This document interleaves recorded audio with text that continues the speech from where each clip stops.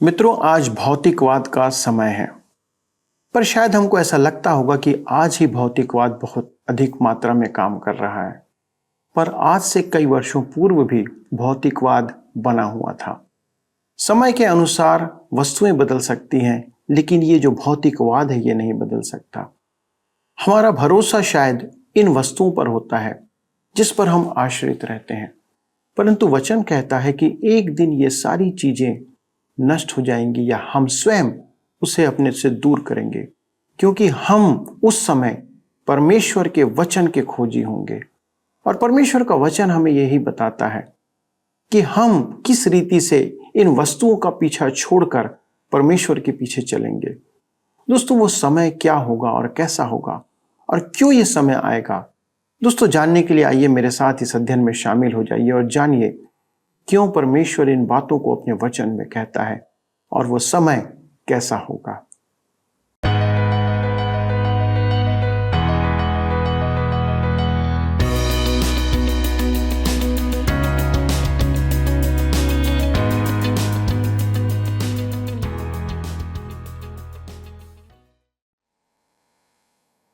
प्रिय दोस्तों, आप सभी को प्रेम भरा नमस्कार। आशा है आपके जीवन में परमेश्वर का वचन कार्य कर रहा है और आप प्रतिदिन परमेश्वर से घनिष्ठता में बढ़ रहे हैं। इस समय आप सत्य वचन बाइबल अध्ययन में शामिल हैं और मैं आपका इस प्रसारण में स्वागत करता हूं। प्रिय दोस्तों, हम यहेजकेल की पुस्तक से परमेश्वर की भविष्यवाणियों को समझ रहे हैं। मित्रों, इस संसार में जो भी परमेश्वर की आज्ञा और नियम के विरुद्ध चलेगा उसे परमेश्वर का दंड सहना पड़ेगा, क्योंकि यह संसार परमेश्वर का है और हम भी उसके द्वारा सृजे गए हैं। हम आज देखेंगे कि परमेश्वर न केवल इस्राएल को पर उसके साथ दूसरे देशों को भी दंड देने की भविष्यवाणी करता है। कोई यह नहीं कह सकता कि हम उसके नहीं हैं, इसलिए वह हमें दंड ना दे। नैतिकता का नियम सभी मनुष्यों के लिए है। पाप ने सारे मनुष्यों को जकड़ रखा है। आप देखेंगे कि दूसरे देशों ने जो इस्राएल के साथ दुर्व्यवहार कर रहे थे या किया था, उसका परिणाम भी उन्हें झेलना पड़ेगा। परमेश्वर के लोगों के साथ बुराई करने का परिणाम यह है। हम यह सोच सकते हैं कि परमेश्वर जिसकी ताड़ना कर रहा है उसे कोई भी कुछ कह सकता है या कर सकता है, पर ऐसा नहीं है। मित्रों, हमें परमेश्वर के प्रिय और चुने हुए लोगों से व्यवहार करते समय बहुत सावधान रहना होगा। परमेश्वर का वचन तो हमें यही सिखाता है। तो चलिए अपने अध्ययन में आगे बढ़ते हैं और इन बातों को गहराई से समझते हैं। मित्रों, जैसा कि आप सब जानते हैं कि हम इन दिनों यहेजकेल की पुस्तक से अध्ययन कर रहे हैं। पिछले अध्ययन में हमने अध्याय 25 उसके परिचय को देखा था कि यरूशलेम उजड़ चुका है और यरूशलेम के कुछ निवासियों को छोड़ सब बंदी बनाकर बेबीलोन ले जाए जा चुके हैं। राजा सिदकिय्याह के पुत्रों का वध किया गया और उसकी आंखें निकाल दी गई। वहां से कुछ लोग किसी प्रकार बचकर भाग निकले और उन्होंने बंदियों को समाचार सुनाया कि यरूशलेम बेबीलोन की सेना द्वारा तहस नहस कर दिया गया है। तब जाकर उन्हें विश्वास हुआ कि यहेजकेल सही कहता था। अब क्योंकि यहेजकेल की भविष्यवाणी के अनुसार यरूशलेम उजड़ गया था, वह यरूशलेम की भविष्यवाणी नहीं करता है। अब वह इस्राएल के पड़ोसी राष्ट्रों से संबंधित भविष्यवाणी सुनाएगा। अम्मोनियों के लिए भविष्यवाणी का वचन। अम्मोनियों की उत्पत्ति व्यभिचार से हुई थी। उत्पत्ति 19 अध्याय 33 पद से 38 पद में वर्णन है कि किस प्रकार लूत की पुत्रियों ने अपने पिता के साथ व्यभिचार करके संतान उत्पन्न की थी। उन्हीं का वंश अम्मोनी हुआ। वे मृत सागर के निकट वास करते थे। परमेश्वर ने कहा कि वे नबूकदनेस्सर के अधीन किए जाएंगे और ऐसा ही हुआ। अब परमेश्वर उन्हें दंड देने के कारण बताता है। तो आइए हम पढ़ें यहेजकेल 25 के 3 पद। लिखा है, उनसे कह, हे अम्मोनियों, परमेश्वर यहोवा का वचन सुनो। परमेश्वर यहोवा यूं कहता है कि तुमने जो मेरे पवित्र स्थान के विषय जब वह अपवित्र किया गया और इस्राएल के देश के विषय जब वह उजड़ गया और यहूदा के घराने के विषय जब वे बंधुआई में गए आहा आहा कहा। अम्मोनी इसराइल के विनाश पर बहुत प्रसन्न थे, वरन शत्रु का साथ देते थे। इसराइल के ही बैरी ने उन्हें भी उजाड़ा। यिर्मयाह की पुस्तक 49 अध्याय उसके 6 पद में हम उनके बारे में पढ़ते हैं।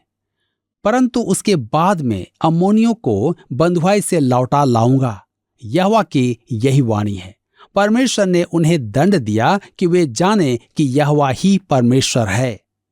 यहेजकेल 25 उसके 7 पद में आगे लिखा है, इस कारण देख, मैंने अपना हाथ तेरे ऊपर बढ़ाया है और तुझको जाति जाति की लूट कर दूंगा और देश देश के लोगों में से तुझे मिटाऊंगा और देश देश में से नष्ट करूंगा। मैं तेरा सत्यानाश कर डालूंगा, तब तू जान लेगा कि मैं यहोवा हूं। अब हम देखेंगे मोआब के विरुद्ध भविष्यवाणी। मोआबी अम्मोनियों से अधिक सभ्य थे, परंतु वे भी व्यभिचार की संतान थे, लूत और उसकी बड़ी बेटी के वंशज। उत्पत्ति की पुस्तक 19 अध्याय उसके 33 से 38 पद में हम पाते हैं, मोआब इसराइल के पूर्व में स्थित था, जो मृत सागर का उत्तरी भाग था। वहीं से मोआबी रूत आई थी। वह राजा दाऊद के पूर्वजों में से थी और इस प्रकार वह प्रभु यीशु की पूर्वज भी हुई। उसका नाम यीशु की वंशावली में मत्ती 1 उसके 5 में है। देखिए मोआब को दंड देने में परमेश्वर का कारण। यहेजकेल 25 उसके 8 और 9 पद में लिखा है, परमेश्वर यहोवा यूं कहता है, मोआब और सेईर जो कहते हैं, देखो यहूदा का घराना और सब जातियों के समान हो गया है। इस कारण देख, मोआब के देश के किनारे के नगरों को बेत्यशिमोत, बालमोन और किर्यतैम, जो उस देश के शिरोमणि हैं, मैं उनका मार्ग खोलकर। अब हम आगे देखते हैं एदोम के विरुद्ध भविष्यवाणी। एदोम एसाव के वंशज थे। उत्पत्ति की पुस्तक 25 अध्याय में इसका विवरण है। ओबद्याह की पुस्तक एदोम और चट्टानी नगर पेत्रा के दंड का ब्यौरा देती है। परमेश्वर एदोम को दंड देने के कारण बताता है। यहेजकेल 25 उसके 12 और 13 में लिखा है, परमेश्वर यहोवा यों भी कहता है, एदोम ने जो यहूदा के घराने से पलटा लिया और उनसे बदला लेकर बड़ा दोषी हो गया है। इस कारण परमेश्वर यहोवा यों कहता है, मैं एदोम के देश के विरुद्ध अपना हाथ बढ़ाकर उसमें से मनुष्य और पशु दोनों को मिटाऊंगा और तेमान से लेकर ददान तक उसको उजाड़ कर दूंगा और वे तलवार से मारे जाएंगे। उसकी चुनी हुई प्रजा के साथ उनके अनुचित व्यवहार के कारण परमेश्वर ने उन्हें दंड दिया था। अब हम आगे देखते हैं पलिश्तियों के विरुद्ध भविष्यवाणी। यहेजकेल की पुस्तक 25 अध्याय उसके 15 से 17 में लिखा है, परमेश्वर यहोवा यों कहता है, क्योंकि पलिश्ती लोगों ने पलटा लिया, वरन अपनी युग युग की शत्रुता के कारण अपने मन के अभिमान से बदला लिया कि नाश करें। इस कारण परमेश्वर यहोवा यों कहता है, देख, मैं पलिश्तियों के विरुद्ध अपना हाथ बढ़ाने पर हूं और करेतियों को मिटा डालूंगा और समुद्र तीर के बचे हुए रहने वालों को नाश करूंगा। मैं जलजलाहट के साथ मुकदमा लड़कर उनसे कड़ाई के साथ पलटा लूंगा और जब मैं उनसे बदला ले लूंगा तब वे जान लेंगे कि मैं यहोवा हूं। पलिश्तियों का नामो निशान मिट गया है।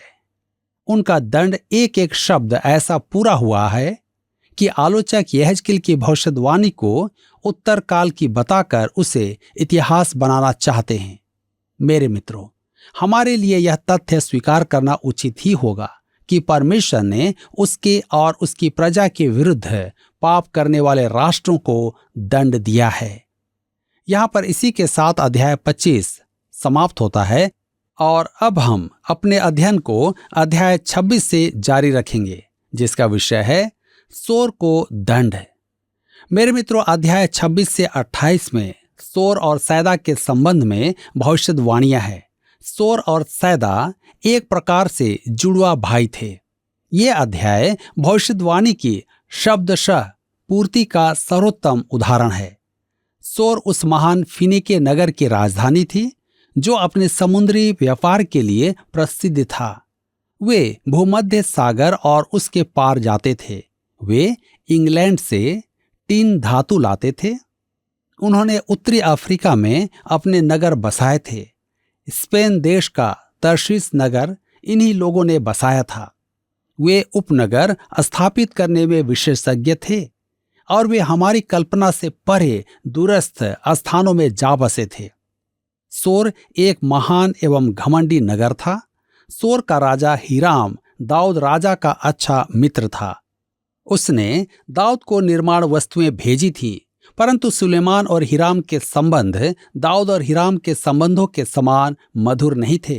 अतः स्पष्ट है कि हीराम एक महान राजा था, परंतु सोर और सैदा बाल देवता की आराधना का केंद्र था। वहां के राजा और पूर्व याजक की पुत्री इजबेल ने इस्राएल के राजा आहाब से विवाह किया था और उसी ने उत्तरी राज्य इस्राएल में बाल देवता की आराधना आरंभ करवाई थी। अब सोर और सैदा के लिए परमेश्वर की अद्भुत भविष्यवाणी सुने। यहेजकेल 26 अध्याय उसके 1 और 2 पद में लिखा है, 11वें वर्ष के पहले महीने के पहले दिन को यहोवा का यह वचन मेरे पास पहुंचा, हे मनुष्य के संतान, सोर ने जो यरूशलेम के विषय में कहा है, आहा आहा, जो देश देश के लोगों के फाटक के समान थी, वह नाश हो गई। उसके उजड़ जाने से मैं भरपूर हो जाऊंगा। सोर उसी समय उजाड़ा गया था जिस समय यरूशलेम उजाड़ा गया था। यहेजकेल 26 के 3 में आगे लिखा है, इस कारण परमेश्वर यहोवा कहता है, हे सोर, देख मैं तेरे विरुद्ध हूं और ऐसा करूंगा कि बहुत सी जातियां तेरे विरुद्ध ऐसी उठेंगी जैसे समुद्र की लहरें उठती हैं। यदि परमेश्वर कहे, देख मैं तेरे विरुद्ध हूं, तो निश्चित जान ले कि वह उस स्थान के विरुद्ध खड़ा है। परमेश्वर कहता है कि जिस प्रकार तट पर लहर आती है, उसी प्रकार सोर पर जातियों की बाढ़ आएगी, उस अभेद्य व्यापारिक केंद्र पर। यहेजकेल 26 के 4 में हम पढ़ते हैं, वे सोर की शहरपनाह को गिराएंगी और उसके गुम्मटों को तोड़ डालेंगी और मैं उस पर से उसकी मिट्टी खुरच कर उसे नंगी चट्टान कर दूंगा। नबूकदनेस्सर ने आकर उस नगर को उजाड़ा अवश्य था, परंतु उसकी मिट्टी नहीं खोदी थी। यहेजकेल 26 के 5 में लिखा है, वह समुद्र के बीच का जाल फैलाने ही का स्थान हो जाएगा, क्योंकि परमेश्वर यहोवा की यह वाणी है, और वह जाति जाति से लुट जाएगा। परमेश्वर ने कहा था कि घमंडी व्यापारिक नगर मछुओं का स्थान होगा, और आज ऐसा ही है। यहेजकेल 26 के 6 में लिखा है, और उसकी जो बेटियां मैदान में हैं वे तलवार से मारी जाएंगी, तब वे जान लेंगे कि मैं यहोवा हूं। उसकी जो बेटियां अर्थात मेरे विचार में उसके उपनगर। प्रसंगवश क्रुप्रुस में भी उनका एक उपनगर था। क्रुप्रुस का अर्थ है तांबा, क्योंकि वे वहां तांबा लाते थे। फिनीके वासी प्राचीन संसार में धातु लाने वाले व्यापारी थे। यहेजकेल 26 उसके 7 से 10 पद में आगे लिखा है, क्योंकि परमेश्वर यहोवा यह कहता है, देख मैं सोर के विरुद्ध राजाधिराज बेबीलोन के राजा नबूकदनेस्सर को घोड़ों, रथों, सवारों, बड़ी भीड़ और दल समेत उत्तर दिशा से ले आऊंगा। तेरी जो बेटियां मैदान में हों उनको वह तलवार से मारेगा और तेरे विरुद्ध कोट बनाएगा और दमदमा बांधेगा और ढाल उठाएगा, और वह तेरी शहरपनाह के विरुद्ध युद्ध के यंत्र चलाएगा और तेरे गुम्मटों को फरसों से ढा देगा। उसके घोड़े इतने होंगे कि तू उनकी धूली से ढंप जाएगा, और जब वह तेरे फाटकों में ऐसे घुसेगा जैसे लोग नाके वाले नगर में घुसते हैं, तब तेरी शहरपनाह सवारों, छकड़ों और रथों के शब्द से कांप उठेगी। नबूकदनेस्सर ने प्राचीन सोर की दीवारों को वैसे ही ढा दिया था जैसे यरूशलेम के शहरपनाह को, और उसकी यह भविष्यवाणी अक्षरशः पूरी हुई। यहेजकेल 26 के 11 में आगे लिखा है, वह अपने घोड़ों की टापों से तेरी सब सड़कों को रौंद डालेगा और तेरे निवासियों को तलवार से मार डालेगा और तेरे बल के खंभे भूमि पर गिराए जाएंगे। यह एक अत्यधिक रोचक बात है कि पद 7 से 11 स्पष्ट कहते हैं कि नबूकदनेस्सर उस नगर को जीत लेगा। संपूर्ण भाग में वह सर्वनाम का प्रयोग किया गया है। अब अगले पद में यह सर्वनाम बहुवचन वे हो जाता है। परमेश्वर ने कहा था कि जातियां आएंगी, यह भविष्यवाणी का वचन है। तो आइए पढ़ें यहेजकेल 26 उसके 12 से 14 पद। लिखा है, लोग तेरा धन लूटेंगे और तेरे व्यापार की वस्तुएं छीन लेंगे। वे तेरी शहरपनाह ढा देंगे और तेरे मन भाव घर तोड़ डालेंगे। तेरे पत्थर और काठ और तेरी धूली वे जल में फेंक देंगे। मैं तेरे गीतों का सुर ताल बंद करूंगा और तेरी वीणाओं की ध्वनि फिर सुनाई न देगी। मैं तुझे नंगी चट्टान कर दूंगा, तू जाल फैलाने ही का स्थान हो जाएगा और फिर बसाया न जाएगा, क्योंकि मुझ यहोवा ही ने यह कहा है। परमेश्वर यहोवा की यह वाणी है। मेरे मित्रों, इस भविष्यवाणी की पूर्ति सदियों बाद हुई। 300 वर्षों तक सोर का मलबा यूं ही पड़ा रहा। यद्यपि नबूकदनेस्सर ने उस नगर को नष्ट कर दिया था, परंतु भविष्यवाणी का यह भाग पूरा नहीं हुआ था। तेरे पत्थर और काठ और तेरी धूल वे जल में फेंक देंगे। यह किसने किया? पश्चिम दिशा से सिकंदर उठा, जिसे दानियल की भविष्यवाणी में बकरा कहा गया है। बेबीलोन की बंधुआई से लौटने के बाद सोरवासियों ने द्वीप पर बसने का विचार किया और मुख्य नगर को पूर्ण रूपेण भुला दिया था, क्योंकि वे समुद्री लोग थे। अतः उन्होंने द्वीप पर ही रहना अधिक सुरक्षित समझा। सिकंदर जब वहां आया तो उसने उस नगर का मलबा देखा। उनका नया निवास स्थान सिकंदर की पहुंच से बाहर एक द्वीप पर था। उसके पास समय भी था और सैनिक भी थे। अतः उसने द्वीप तक पहुंचने का मार्ग तैयार करने का विचार किया। अब उसे सामग्री कहां से मिली? उसने उस नगर के मलबे, लकड़ी और मिट्टी से समुद्र से मार्ग तैयार करके अपनी सेना के साथ उस द्वीप में प्रवेश किया और उसे नष्ट कर दिया, और वह आज तक फिर बसाया नहीं गया।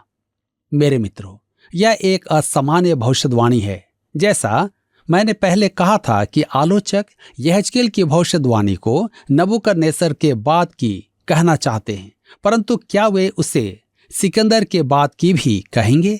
असंभव। केवल परमेश्वर ही ऐसी सही भविष्यवाणी दे सकता है। मैंने स्वयं सिकंदर महान द्वारा बनाए गए इस मार्ग के बारे में पढ़ा है और वहां खंडहरों को देखा जा सकता है। उनकी खुदाई में मिट्टी के टूटे बर्तन और सामग्री मिली है। यहेजकेल की भविष्यवाणी एक एक शब्द पूरी हुई है। सोर के खंडहरों को देखकर आप कभी नहीं कहेंगे कि परमेश्वर का वचन एक कल्पना है। मेरे मित्रों, सैदा सदा की तरह आज भी है, परंतु सोर विलोप हो गया है। उसके पुनः निर्माण का विचार किसी ने नहीं किया है। लेबानोन ने भी प्रयास नहीं किया। यदि आप सोर का पुनः निर्माण करना चाहते हैं तो आप परमेश्वर के विरुद्ध चलेंगे। अतः मेरा सुझाव है कि आप अपना पैसा कहीं और लगाएं। यहां पर इसी के साथ अध्याय 26 समाप्त होता है और अब हम अध्याय 27 से अपने अध्ययन को जारी रखेंगे। इसमें हम देखेंगे सोर के लिए विलाप। पिछले अध्याय में सोर के विनाश की भविष्यवाणी दी गई थी और हमने देखा कि वह भविष्यवाणी अक्षरशः पूरी हुई। आज सोर नगर के खंडहर गवाह हैं कि परमेश्वर का वचन सत्य है। यहेजकेल के युग में यह एक महान नगर था, यद्यपि वह वहां कभी नहीं गया था। वह इस अध्याय में सोर के लिए विलाप गीत लिखता है। वह विलाप करता है कि वह महान नगर नष्ट होगा। वह एक महान नगर था जिसकी सुंदरता और वैभव को मैं कम करना नहीं चाहता हूं। यह एक दुखद परंतु सुंदर अध्याय है जिसमें यहेजकेल सोर को एक विशाल जहाज कहता है जिसका नाश हो गया। मैं इन समुद्री लोगों के लिए इससे अधिक सुंदर चित्रण दूसरा नहीं देख पाता हूं। यहेजकेल 27 अध्याय उसके 1 से 3 में लिखा है, यहोवा का यह वचन मेरे पास पहुंचा, हे मनुष्य के संतान, सोर के विषय एक विलाप का गीत बनाकर उससे यों कह। सोर के पतन का कारण क्या था? वही जो चट्टानी नगर पेट्रा के विनाश का कारण था। ओबद्याह की पुस्तक 3 अध्याय में लिखा है, तेरे अभिमान ने तुझे धोखा दिया है।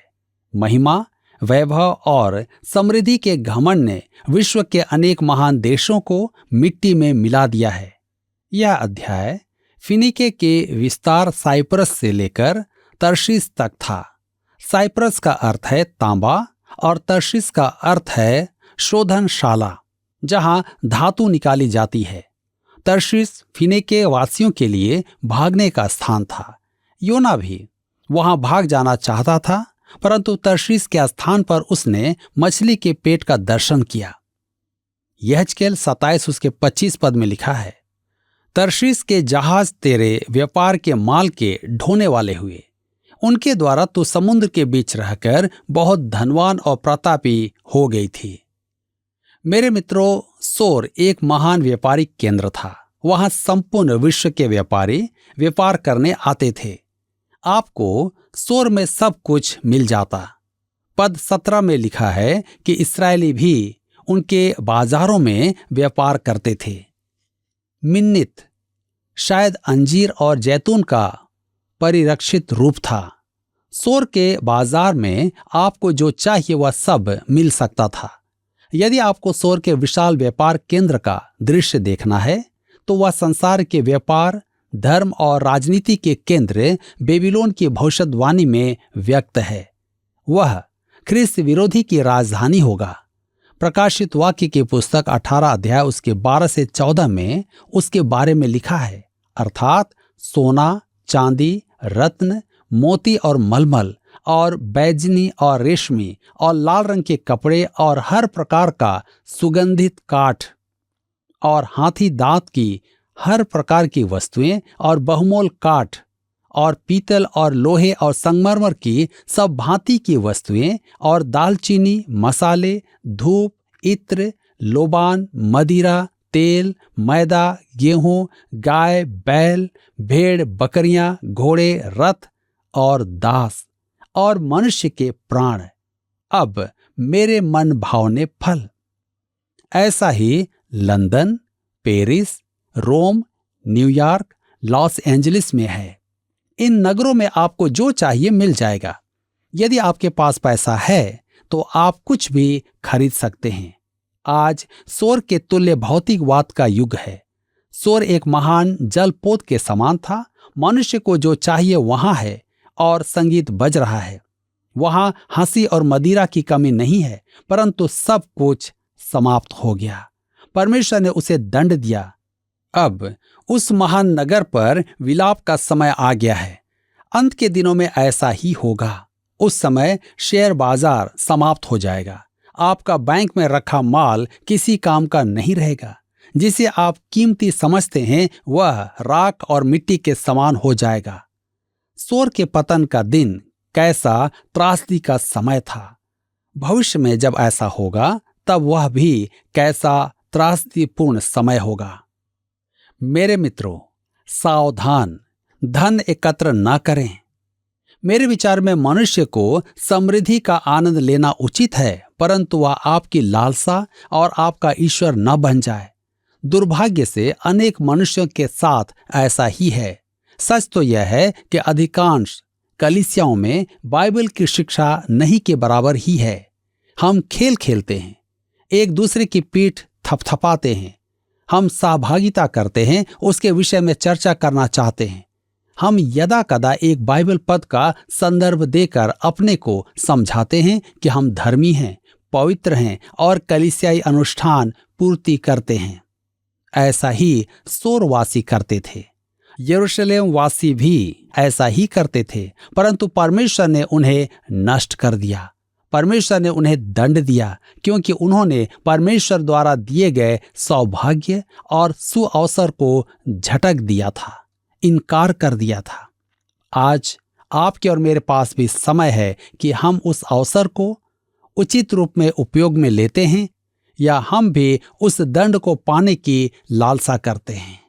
मेरे मित्रों, आज समय है कि हम अपने जीवन के लिए एक सही निर्णय लें। परमेश्वर आज के इस वचन के द्वारा आप सबको आशीष दे। प्रिय दोस्तों, आज भौतिकवाद का समय है और पहले भी था। मनुष्य कभी किसी चीज से संतुष्ट नहीं हो सकता। हमें अधिक से अधिक चाहिए होता है। हमारी आंखें देखने से या देख देख कर संतुष्ट नहीं होती है। हम वस्तुओं की बहुतायत से संतुष्ट नहीं होते हैं। मित्रों, परमेश्वर के वचन की यह भविष्यवाणी है कि एक दिन हमारा धन, दौलत, सामान सब कुछ बेकार हो जाएगा। मनुष्य उसे फेंकेगा या फेंक देगा, क्योंकि उस समय सारे लोग परमेश्वर के कोप या उससे क्रोध से बचने का प्रयास करेंगे।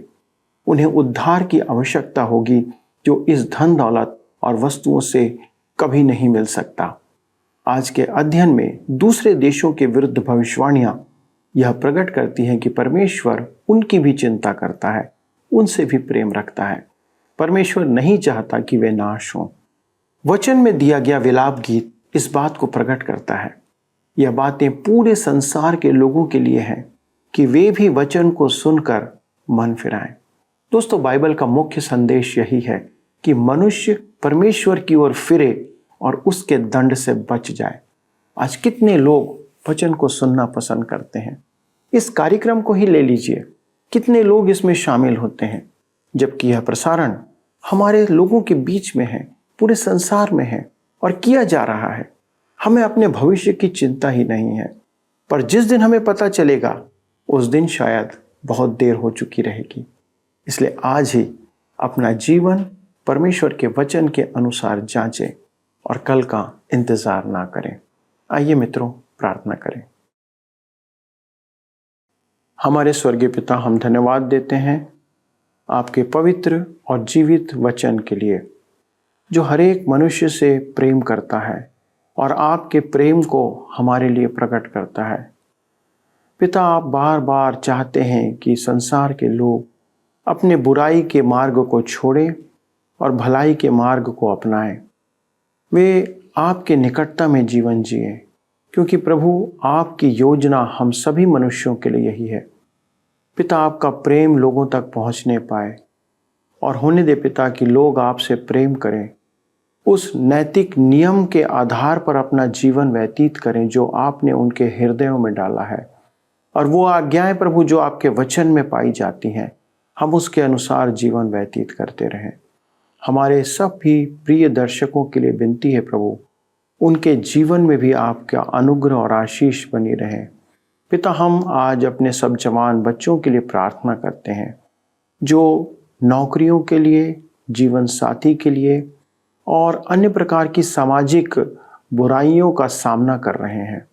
प्रभु, अनुग्रह करें कि आप उनके लिए एक सुनहरा मार्ग खोलें। उनके भविष्य के लिए प्रभु जी आप एक अच्छा मार्ग स्थापित करें, जिससे कि वे अपने जीवन में एक अच्छे काम को पाएं और एक अच्छा जीवन वे व्यतीत करें। पिता, हमारी विनती है कि आप इस प्रार्थना को सुने और अपनी महिमा के लिए ग्रहण करें। प्रभु यीशु क्रिस्त के नाम से मांगते हैं, आमीन। प्रिय मित्रों, आपको धन्यवाद देता हूं कि आपने आज हमारे साथ इस कार्यक्रम में शामिल होने के लिए समय निकाला। अगले प्रसारण में इस अध्ययन को आगे बढ़ाएंगे और मुझे उम्मीद है कि आप अपने वचन में, जो परमेश्वर का वचन हमें दिया गया है, उसमें बढ़ते रहेंगे। परमेश्वर आप सबों को आशीष दे। आइए अब हम प्रश्नों को देखें। पिछले प्रश्न का उत्तर है डी, यिर्मयाह और यहेजकेल। यिर्मयाह और यहेजकेल भविष्यद्वक्ता परमेश्वर के दो पक्षों को प्रकट करते हैं। आज के अध्ययन पर आधारित प्रश्न है, रूत किस जाति की थी? ए अम्मोनी, बी एदोमी, सी मोआबी, डी सोरी। मित्रों, इस प्रश्न का उत्तर हमें कल सुबह 6 बजे से पहले विकल्प ए, बी, सी या डी के साथ अपना नाम, पता, स्थान के साथ 9651433397 पर SMS या WhatsApp करें। क्या आपको यह कार्यक्रम पसंद आया? अभी हमें एक मिस कॉल करें और आप अगले विजेता हो सकते हैं। है।